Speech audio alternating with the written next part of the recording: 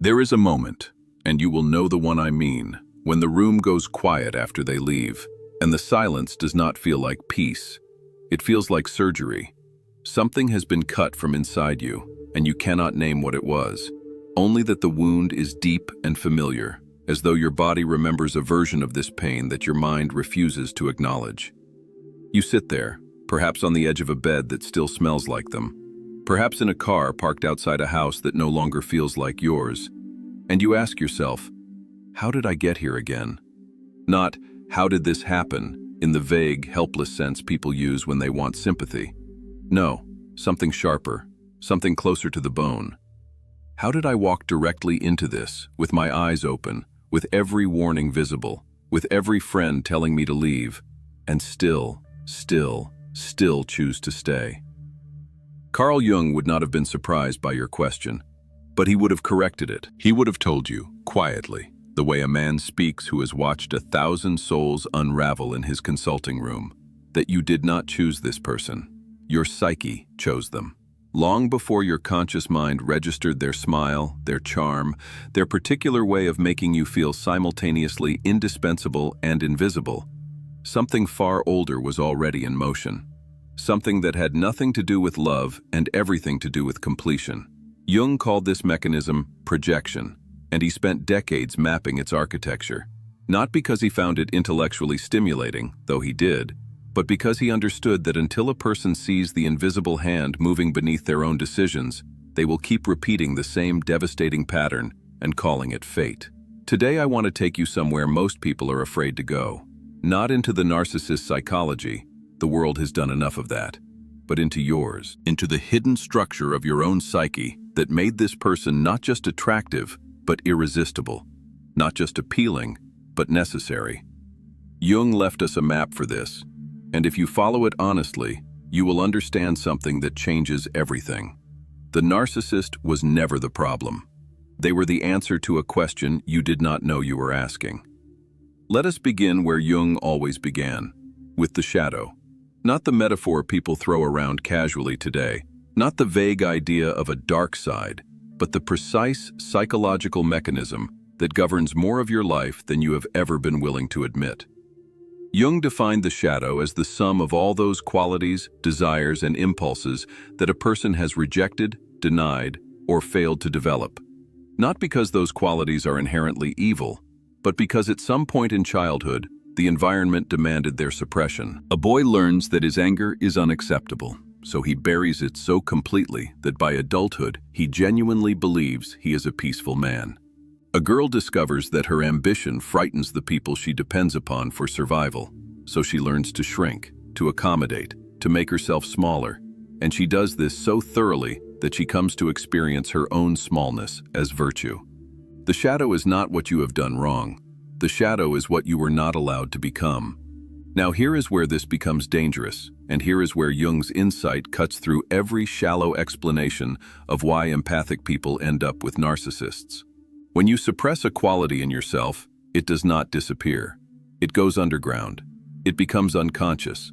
And the unconscious has a law that Jung articulated with devastating clarity. Whatever is not made conscious appears in your life as fate. Read that again. Whatever is not made conscious, your buried rage, your forbidden ambition, your unacknowledged hunger for power, your secret contempt for your own passivity, appears in your life as fate. It comes to you disguised as other people. Specifically, it comes disguised as the people you find most magnetic. The narcissist, in this framework, is not a random catastrophe. The narcissist is your shadow wearing another person's face. They carry the qualities you have amputated from yourself, the ruthless self-interest, the unapologetic assertion of their own needs, the willingness to take up space without apology, the refusal to dissolve into someone else's emotional demands. These are the very things you were taught to kill in yourself, and you killed them so effectively that now, when you encounter someone who embodies them with absolute shamelessness, your psyche does not recoil. It reaches. It reaches because it recognizes something that belongs to it, something that was stolen from it before it even had words. Jung wrote, "Everything that irritates us about others can lead us to an understanding of ourselves. but he might have added, with that particular dry precision he reserved for his most important observations, that everything that captivates us about others reveals an even deeper truth. Irritation points to what we have denied. Fascination points to what we are starving for. And the narcissist, with their towering self-regard, their refusal to be diminished, their absolute commitment to their own narrative. The narcissist is fascinating precisely because they have become the living embodiment of the selfhood you sacrificed. Consider the typical pattern. The person who falls for a narcissist is not weak. This is a fundamental misunderstanding that pop psychology has reinforced to the point of absurdity. The person who falls for a narcissist is often extraordinarily strong, strong in compassion, strong in endurance, strong in their capacity to absorb pain without complaint. They have been praised their entire lives for these qualities. They have built their identity around them. They are the ones who hold families together, who absorb the emotional overflow of everyone around them, who have learned to read a room before they have fully entered it, because survival once depended on that skill. They are, in the language of Jungian psychology, identified with the persona, the mask of the good, the giving, the self-sacrificing.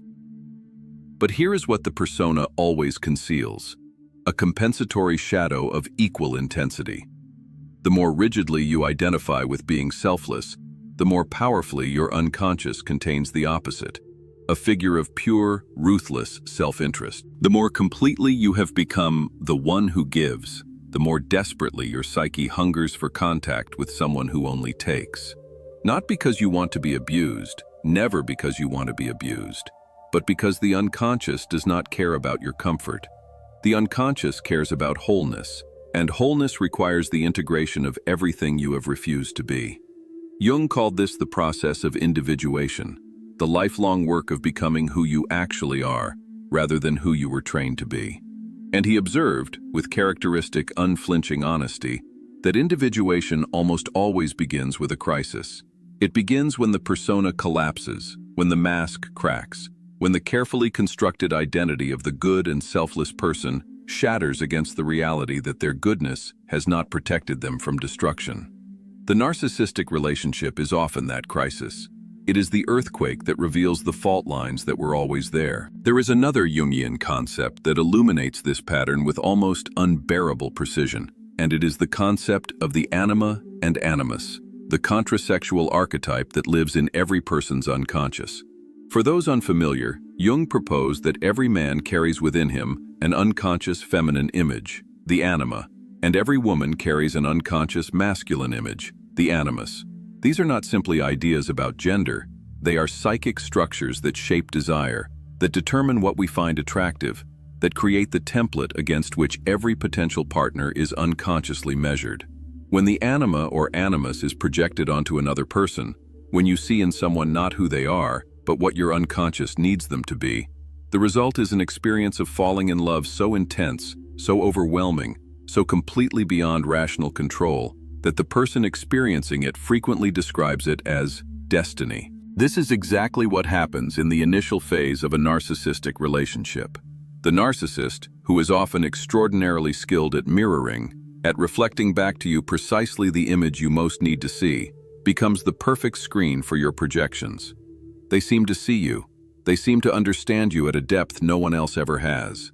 They seem to fill a void you did not even know existed. But what is actually happening, in Jungian terms, is that your Anima or Animus has found its temporary vessel. You are not falling in love with a person. You are falling in love with a part of yourself that you have never been able to access directly. The narcissist is simply the mirror, and when the mirror eventually shatters, as it always does, because no human being can sustain the weight of another person's unlived life, the devastation is so complete because you are not just losing a relationship, you are losing contact with yourself. Jung said something that takes years to truly understand. The meeting of two personalities is like the contact of two chemical substances. If there is any reaction, both are transformed.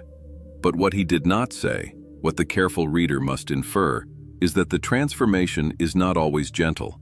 Sometimes it is combustion. Sometimes two people come together not to build something, but to burn away everything false. And the narcissistic relationship is the most efficient fire the psyche has ever invented. It burns away your illusions about yourself, the illusion that you are only good, only generous, only patient. It burns away your belief that love is something you earn by being enough. It burns away the persona, the mask, the performance of selflessness that was never selflessness at all, but a survival strategy learned in a home where your real self was not welcome. And this brings us to the deepest layer of this pattern, the one that most people spend their entire lives avoiding. The narcissistic relationship does not begin with the narcissist. It begins in childhood. It begins in the original wound, the first moment when a child learns that certain parts of themselves are unacceptable. Jung understood that the family is the first theater of the psyche, and that every pattern we enact in adult relationships is a restaging of a drama that was written before we had the language to understand it. The child who learns to suppress their own needs in order to maintain connection with an emotionally unavailable or narcissistic parent does not simply carry that lesson forward. They build an entire personality around it. They become the caretaker, the healer, the person who is constitutionally incapable of putting themselves first, and they mistake this constitutional incapacity for virtue. When this person encounters a narcissist in adulthood, the recognition is instant and visceral. It does not happen at the level of thought. It happens at the level of the body, at the level of the nervous system, at the level of what Jung called the complexes, emotionally charged clusters of associations that operate autonomously within the psyche. The complex is activated, and suddenly you are no longer a 35-year-old professional making rational decisions about your romantic life. You are a 5-year-old standing in a kitchen, trying desperately to be good enough to make a distant parent turn their gaze toward you. The narcissist did not create this wound. They simply fit into it with the precision of a key entering a lock that was forged decades before you ever met them. Jung wrote that the most terrifying thing is to accept oneself completely. And this is, finally, the real reason people return to narcissists, the reason they stay long after every logical argument has been exhausted, the reason they leave and come back and leave and come back until the pattern itself becomes a kind of prison. They return not because they love the narcissist, though they believe they do, but because leaving the narcissist means confronting the parts of themselves that the narcissist has been carrying. It means reclaiming the shadow. It means admitting that the selflessness was a defense, that the goodness was a strategy, that the inability to set boundaries was not compassion, but terror. It means becoming a person they have never been allowed to be, and that transformation is more frightening than any narcissist. But here is the redemption in this story, and it is a redemption that Jung not only believed in, but dedicated his life's work to articulating. The narcissistic relationship, for all its devastation, is an invitation. It is the psyche's most aggressive attempt to force you toward wholeness. Every quality the narcissist embodied that fascinated you, their confidence, their self-assurance, their refusal to disappear, those qualities are not theirs. They are yours. They have always been yours. They were placed in the narcissist's keeping because you could not yet hold them yourself, but the time for that arrangement has ended. The relationship collapsed not because you failed, but because the projection could no longer be sustained. The unconscious was demanding that you take back what belongs to you. This is the work of individuation. This is the path that leads from the wreckage of a narcissistic relationship to something that the person who entered that relationship could never have imagined. Genuine selfhood. Not the performed selfhood of the persona, not the reactive selfhood of someone who simply becomes the opposite of what they were, but the integrated selfhood that emerges when a person finally makes peace with their own shadow. When the person who was always giving learns to receive without guilt. When the person who was always accommodating learns to assert without shame. When the person who was always disappearing into others learns to occupy their own life with the fullness and unapologetic presence that they once envied in the very person who destroyed them.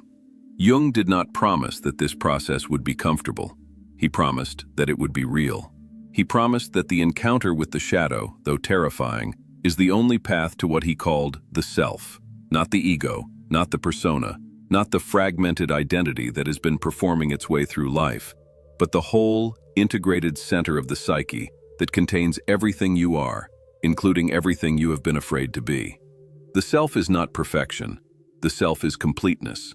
And completeness, Jung understood, requires the integration of darkness. So if you are reading this and recognizing yourself, if you are sitting in the aftermath of a relationship that has left you hollowed out and questioning everything you believed about love, about yourself, about your own judgment, consider the possibility that this is not a failure. Consider the possibility that your psyche, in its terrible wisdom, brought you exactly the experience you needed in order to become who you actually are. The narcissist was not your enemy. The narcissist was your mirror. And now that the mirror has broken, you have a choice that you have never had before. To keep searching for another mirror, another person to carry the parts of yourself you cannot face, or to finally, at last, turn inward and meet yourself completely. Jung left one final instruction that applies to this moment with extraordinary precision. He said, "Your vision will become clear only when you can look into your own heart. Who looks outside dreams. Who looks inside awakes." The narcissistic relationship was the dream. Painful, vivid, consuming, but a dream nonetheless. The awakening begins now. Not in finding a better partner, not in learning to identify red flags, not in building higher walls. The awakening begins in the radical, terrifying, liberating act of looking into your own heart and claiming everything you find there, the light and the dark, the giver and the taker, the saint and the shadow. This is not self-improvement. This is self-recovery. This is the reclamation of a wholeness that was always yours, that was never lost, that was only hidden in the one place you were afraid to look. And when you do this, when you truly do this, you will find that the narcissist loses their power. Not because you have learned some technique, not because you have armored yourself against manipulation, but because there is nothing left to project. There is nothing left to seek in another person that you have not already found in yourself. The lock has been changed. The key no longer fits. And you are, for perhaps the first time in your life, free. Not from the narcissist, but from the unconscious pattern that made them necessary. That is the freedom Jung was pointing toward. That is the individuation he spent his life mapping. And it begins, as it always does, with the simple, devastating, magnificent willingness to see yourself as you truly are.